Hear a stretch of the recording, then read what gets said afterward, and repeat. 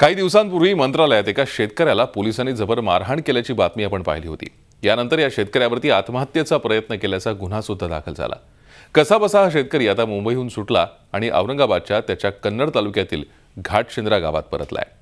काय चाललंय त्याच्या मनात, काय झालं होतं त्या दिवशी, पाहूयात एक रिपोर्ट।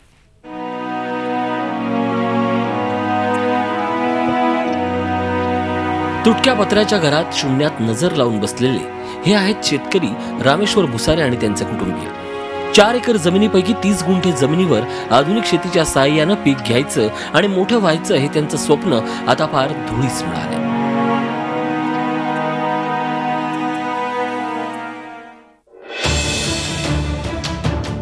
एप्रिल 2015 ची ती काळ रात्र त्यांचं स्वप्न उद्ध्वस्त करून गेली होती।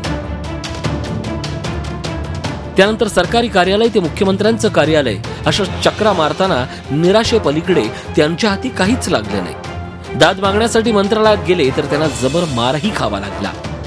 यात त्यांना 7 टाके पडले, दातही तुटले। वेदना तर शब्दात सांगू शकणार नाही एवढ्या। खरं तर एकेकाळी हा शेतकरी खूप उत्साही होता।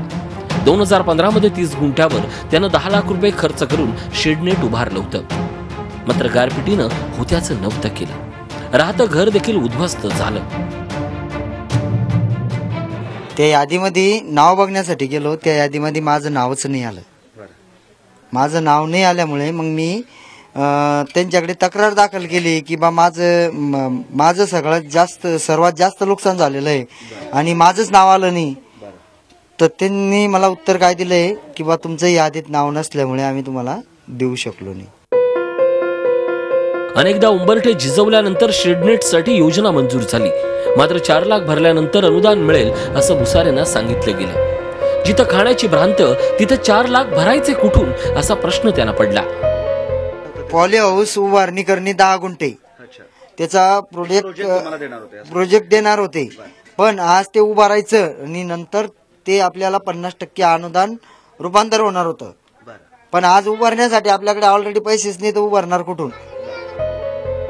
न्यायाची भाबडी आज सुराशी बाळगून भुसारेंनी सगळे मार्ग अवलंबले। मुंबईची 4 वेळा वारी केली, मंत्र्यांना मेलही केले। नुकत्याच अधिवेशनादरम्यान त्याने मुख्यमंत्र्यांना भेटण्याचा प्रयत्नही केला, मात्र तिथं काहीसं असं घडलं। लिफ्ट पाशी आलो आणि लिफ्ट पाशी आल्यानंतर त्यांनी लिफ्ट पाशी आल्यानंतर ओढताड आणि त्यांनी मला मारण्याची म्हणजे धक्केबुक्की सुरू केली आणि लिफ्ट मध्ये लोटला आणि मार दिला। या जबरी मारहाणीनंतर पोलिसांनी त्यांना अटक केली आणि आत्महत्येचा गुन्हाही दाखल केला। पण आत्महत्याच करायची असती तर एवढा संघर्ष आपण केला असता का असा प्रश्न त्यांनी विचारलाय। मदत मिळत नसल्याचं पाहून त्यांनी गांजाची शेती करण्याची ढिम्मच। हे राज्य सरकारला आतडत नाही, आता केंद्र सरकार याच्यावर काहीतरी न्याय देईल बा आम्हाला। आता तिकडे जाऊन पोषण हो कुठे दिल्ली। काय करणार दिल्लीत जाऊन सुद्धा दाखवणार की हे असं प्रकरण आहे आणि शेतकऱ्यांवर असा अन्याय होतोय, सरकारला जाग येऊ द्या।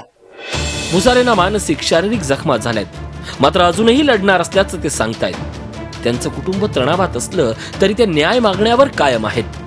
भीती तर वाटणारच, पण परिस्थितीच तशी होती ना, त्याच्याशिवाय पर्याय नव्हता। ते जो थोडं आहे ते वावर पण जाऊन आमची बराबरी होणार नव्हती ना। राहायला घर नाही, 2 मुलं मागे, काय करणार होतं आम्ही? शेवटी न्याय द्यायला तयार नव्हते ते आम्हाला। न्याय आम्हाला हवाच। आम्ही रोज मजुरी करून सनी एवढं लढू राहिलं तरी तुम्ही आम्हाला न्याय देऊ नाही राहिले तरी आम्ही काय करणार आहे सांगा ना। बरोबर आहे, नाही काय करणार आहे आमचा मुलगा? बरोबर आहे। मग तुम्ही एक 5 पैशाचा बी न्याय देऊ नाही राहिले तरी मग आम्ही काय करणार? मग आख्या शेवटी आमचं मरेलच पुरलं मग आम्हाला। या प्रकारानंतर घाटशिंद्रा गावात गुढीपाडवा देखील कुणीच साजरा केला नाही। खरंच झालेल्या नुकसानासाठी मदत मागणं हा एवढा मोठा गुन्हा आहे का? हाच प्रश्न आज बळीराजाला सतावतो। मात्र अजूनही हार मानलेली नाही। पंतप्रधान कार्यालयापर्यंत आपला लढा घेऊन जाण्याचा निर्धार त्यांनी केलाय। किमान तिथे तरी त्यांना न्याय मिळेल अशी त्यांना अपेक्षा आहे। Vishal Karole, Zee Media, Aurangabad. Zee 24 तास रहा एक पाऊल पुढे।